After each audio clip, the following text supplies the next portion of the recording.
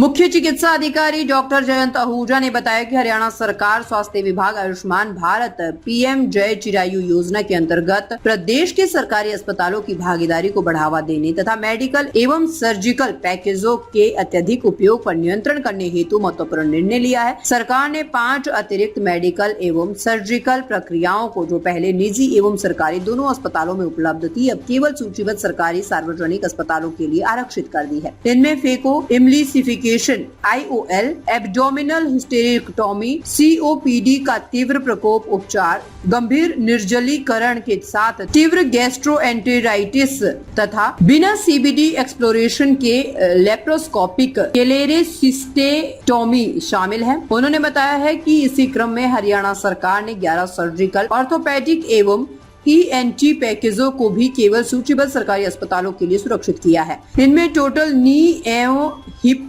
Replacement, primary और revision, टेम्पेनोप्लास्टी, विभिन्न प्रकार की हर्निया सर्जरी, खुली एवं लेप्रोस्कोपिक एपेंडेक्टोमी, एंडेनाइडेक्टोमी, टॉन्सिलेक्टोमी, हेमरॉइडेक्टोमी, हाइड्रोसील ऑपरेशन तथा सर्कमसिशन शामिल है। इस निर्णय के तहत कुल 16 अतिरिक्त पैकेज अब केवल सरकारी स्वास्थ्य संस्थानों के माध्यम से ही लाभार्थियों को उपलब्ध होंगे। सर, जिले का सबसे बड़ा सिविल अस्पताल है बीके हॉस्पिटल। इसमें नई नई सुविधाएं शुरू हुई हैं, जैसे कि आपने बताया था कल, तो किस किस तरीके की सुविधाएं आगे लोगों को मिलने वाली हैं और जो सुविधाएं शुरू हो चुकी हैं, जो कि पहले निजी हॉस्पिटल में लाखों रुपए खर्च करके होता था, अब यहाँ पे क्या क्या सुविधाएं हैं सर? देखिए, इंटेंसिव केयर यूनिट तो पहले ही हमने शुरू कर दिया था। अब नया जो हमने जोड़ा है वो है नी ट्रांसप्लांट एंड हिप ट्रांसप्लांट। जिन मरीजों को अत्यधिक दिक्कत आती है चलने फिरने में, जिनको फ्रैक्चर हो जाता है या शाफ्ट फीमर में फ्रैक्चर होकर के साथ में हिप जॉइंट भी इन्वॉल्व होता है, या बॉल की नेक्रोसिस होती है हिप जॉइंट में, तो उन केसेस में हिप ट्रांसप्लांट और नी ट्रांसप्लांट दोनों की सुविधा हमने मुहैया कराई है। सरकारी खजाने की तरफ से ये सुविधा आमजन को दी जा रही है।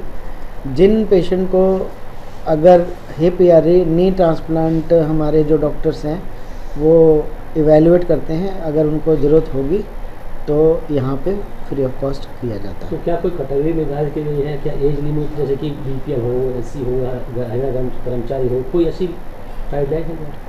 देखिए, इसके अंदर पहले आओ पहले पाओ की परिस्थिति है।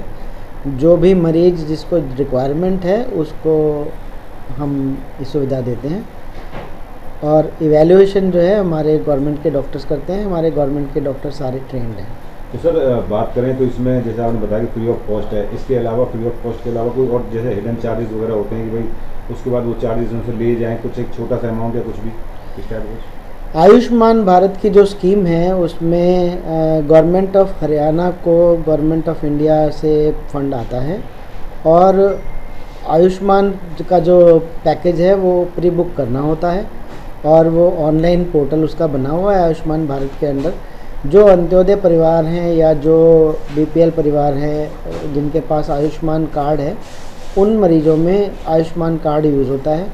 अन्य जो कैटेगरीज़ हैं उनके अंदर प्रोक्योरमेंट जो है वो गवर्नमेंट की एजेंसी के थ्रू ही करी जाती है। तो क्या आयुष्मान वालों के लिए फ़ायदा है या ये सभी को फ़ायदा है?